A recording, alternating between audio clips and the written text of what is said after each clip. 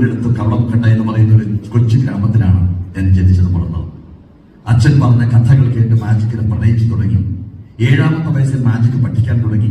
10ാമത്തെ വയസ്സിൽ വേദിയിൽ ആദ്യമായി മാജിക് അവതരിപ്പിച്ച് പിന്നീട് ഒരു 45 വർഷം മാജിക്കിന്റെ പ്രണയിനിയായിരുന്നു, എന്റെ കാമുകിയായിരുന്നു, എന്റെ ഭാര്യയായിരുന്നു, എന്റെ എല്ലാമായിരുന്നു. മാജിക് രക്തത്തിൽ അലിഞ്ഞു ചേർന്ന്, മജ്ജയിലും മാംസത്തിലും മാജിക് അലിഞ്ഞു ചേർന്ന്, മാജിക് അല്ലാതെ മറ്റൊന്നുമില്ല എന്ന് ചിന്തിച്ച് ജീവിച്ചൊരു കാലഘട്ടം ഉണ്ടായിരുന്നു എനിക്ക്.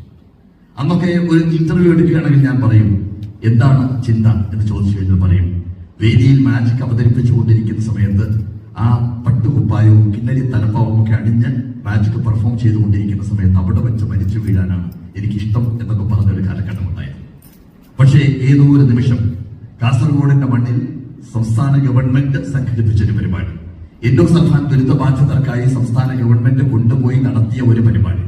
ആ പരിപാടിയുടെ വേദിയിലാണ് ഭിന്നശേഷി മേഖലയിലുള്ള ആളുകളുടെ ജീവിതത്തിൽ ആദ്യമായിട്ട് ഞാൻ അറിയുന്നത്, കണ്ടിട്ടുണ്ട്. അത്രയും കാലം ആരെങ്കിലും കൊണ്ടുവന്ന് ഫോട്ടോ എടുക്കണമെന്ന് പറഞ്ഞാൽ ഫോട്ടോ എടുക്കും, ഞാൻ അവിടെ നിന്ന് പോകും, അതിനപ്പുറം ഒന്നും എനിക്കുണ്ടായിരുന്നില്ല. പക്ഷേ അന്ന് സാധാരണ രീതിയിൽ മേക്കപ്പ് ഇട്ട് പട്ടുകുപ്പായവും കിന്നരി തലപ്പാവും ഒക്കെ ധരിച്ച് ആദ്യമായി വേദിയിൽ പ്രത്യക്ഷപ്പെട്ട കാണികൾക്കിടയിലേക്ക് നോക്കുമ്പോൾ ആദ്യം ഞാൻ കാണുന്ന മുഖങ്ങൾ എന്ന് പറയുന്നത് വലിയ തലയുള്ളവർ, കണ്ടു കാണാത്തവർ, കാത് കേൾക്കാത്തവർ, നിലത്ത് കിടന്ന് ഇഴയുന്നവർ, അമ്മയെ അടിക്കുന്നവർ, അച്ഛനെ കടിക്കുന്നവർ, ഇങ്ങനെയുള്ളൊരു ലോകമാണ് എന്റെ മുമ്പിൽ കാണുന്നത്. ആദ്യമായിട്ട് ഞാൻ എന്നോട് ചോദിച്ചു, ആരുടെ മുമ്പിലാണ് നീ ഈ പത്രാസ് കാണിക്കുന്നത്? എന്റെ ചോദ്യം എന്നോട് തന്നെയായിരുന്നു. പരിപാടി കഴിഞ്ഞു, ഞങ്ങൾക്ക് ഭക്ഷണം തന്നു. ഞാൻ എന്റെ ജീവിതത്തിൽ ആദ്യമായി കാണുന്ന ഒരു ദൃശ്യം അതാണ്.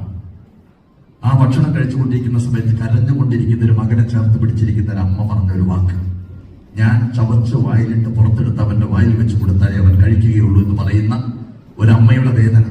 അതിനുശേഷം ആ അമ്മ പറഞ്ഞ ഒരുപാട് കഥകൾ.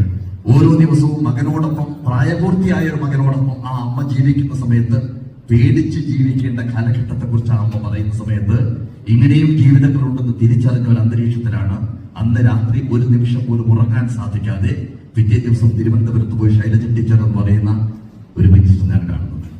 ടീച്ചർ തന്ന 23 കുട്ടികളിൽ തുടങ്ങിയതാണ് ഈ ഭിന്നശേഷി മേഖലയിലുള്ള എന്റെ യാത്ര. അന്ന് വലിയ സ്വപ്നങ്ങളൊന്നും ഉണ്ടായിരുന്നില്ല. ഒറ്റ സ്വപ്നം മാത്രം, ഈ കുട്ടികളെ കുറച്ച് മാജിക് പഠിപ്പിച്ചാൽ അവര് ഈ മാജിക് കാണിക്കുന്ന സമയത്ത് അച്ഛനും അമ്മയും ഒന്ന് ചിരിക്കുമല്ലോ, അത് മതി. ഏത് സമയം ചിരിക്കാതെ വരണ്ടിരിക്കുന്ന മുഖത്ത് ചിരി പടരുമല്ലോ എന്നുള്ള ഒരു മോഹത്തിന്റെ അടിസ്ഥാനത്തിൽ അന്ന് അവിടെ വെച്ചാണ് ആദ്യമായിട്ടത് തുടങ്ങുന്നത്. പക്ഷേ ഇന്ന് ഞാൻ അഭിമാനത്തോടുകൂടി പറയുന്ന കാര്യം, ആ മക്കൾ ഇന്ന് മാജിക് പ്ലാനറ്റിൽ ഒരു തിയേറ്റർ എല്ലാ ദിവസവും പെർഫോം ചെയ്ത് ശമ്പളം മേടിക്കുന്ന എംപ്ലോയീസ് ആയിട്ട് ആ കുട്ടികളെ മാറ്റാൻ സാധിച്ചു എന്ന് പറയുന്നതാണ് ജീവിതത്തിന്റെ ഏറ്റവും വലിയ പുണ്യം എന്ന് വിശ്വസിക്കുന്ന ഒരാളാണ്. എൻഡോസൾഫാൻ ബാധിതരായിട്ടുള്ള ആളുകളെ കുറിച്ച് കാസർഗോഡിന്റെ മണ്ണിലുള്ളവർക്ക് ഒരു പക്ഷേ നന്നായിട്ട് അറിയാം.